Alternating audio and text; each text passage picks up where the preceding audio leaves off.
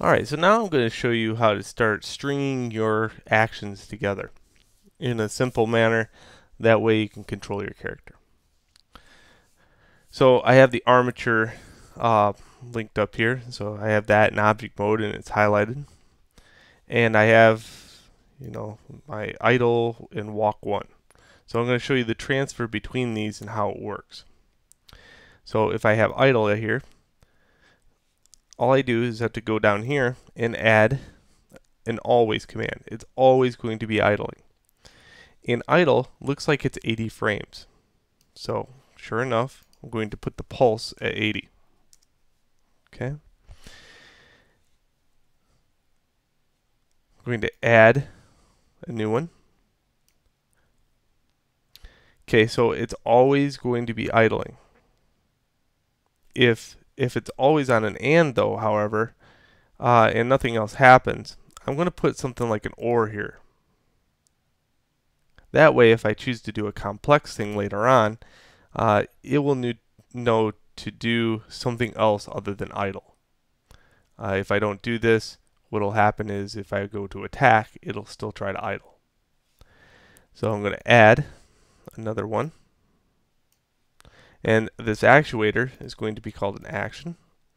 And it's going to be the same name as this one right here. That way I can quickly find it. This one has to be the exact name. Even, if it's a capital letter here, it must be the same capital letter. It's very case sensitive. Its frame rate starts at 1 and goes to 80. Okay, so I'm going to test this out with my perspective camera to show you what it looks like by hitting P on the keyboard. Sure enough, he's idling and he stops. To get him to always play, you want loop and end.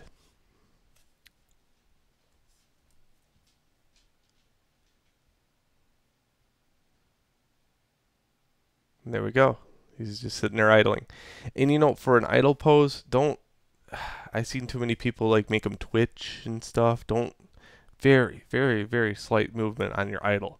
And make him, in the same, you can be creative, but you're going to learn these down the road tricks that say, don't change your stance. Okay, if he's idling, he might be every once in a while shifting his feet, but make sure you know how a person shifts their feet before you just try to haphazardly do that. You should maybe stand in one place for a couple minutes and notice what you do, and that'll give you a good indication on how much movement of the feet there really are. There's not much. Unless you're a very antsy person, and then after a while you're going to be doing a different behavior, and that's you might choose to lean against something, or you might choose to kind of like stretch your legs. Those are all behaviors that we have from standing too long. Alright, so now let's say I want to walk. I'm going to add a new one in here, and this one's going to be keyboard.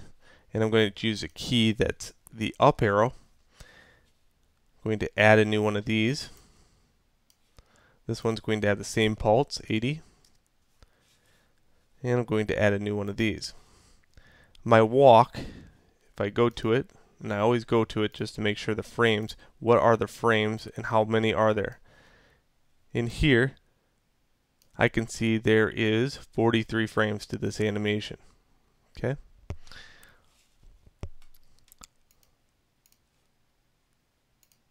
And it's called walk 1.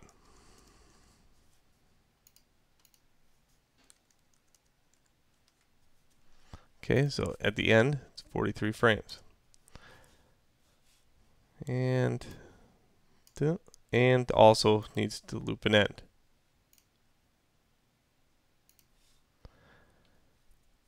Okay, so when I hit P on the keyboard, he's doing that, and then he starts walking.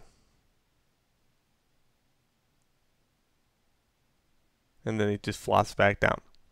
So in the next video, I'm going to show you how to get your character moving forward and then turning around, and also the transition time between this and this, Seems a little harsh. So I'm going to choose something else for that.